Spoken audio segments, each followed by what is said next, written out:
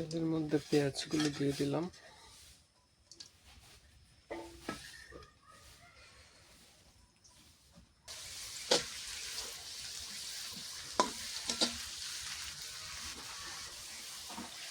পেঁয়াজটা বাদামি হয়ে গেছে আমার, এখানে পানি দিয়ে দিব।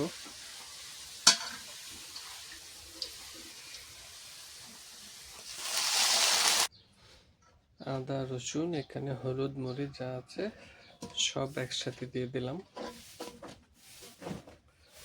এখন এগুলো আমি খুব ভালোভাবে কষিয়ে নিব উপরে তেল উঠে আসা পর্যন্ত।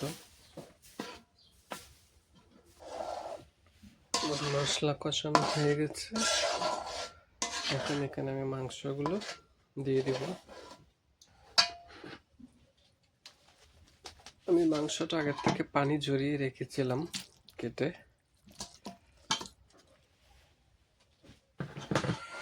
ভালোভাবে মিশিয়ে তার চুলাটার আঁচ বাড়িয়ে দিব।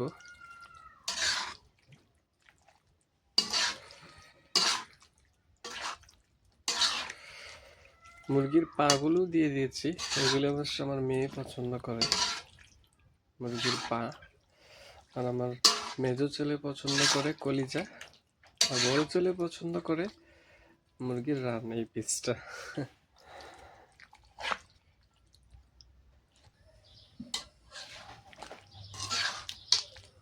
মাংসটা ভালোভাবে কষিয়ে নিচ্ছি। জালটা কিন্তু লো আছে, কম জালে সিদ্ধ করলে এটা ভালো হয় বেশি। কষানো হয়ে গেছে, এখন এখানে আমি পানি দিয়ে সিদ্ধ করে নিব। এখানে গরম পানিটা দিলে বেশি ভালো, আমার কাছে গরম পানি নেই, তাই আমি ঠান্ডা পানিটাই ব্যবহার করছি।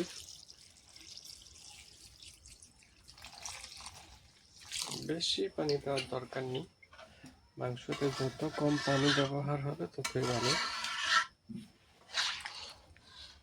এখন আমি এর চুলাটা হাই হিটে বাড়িয়ে দিব।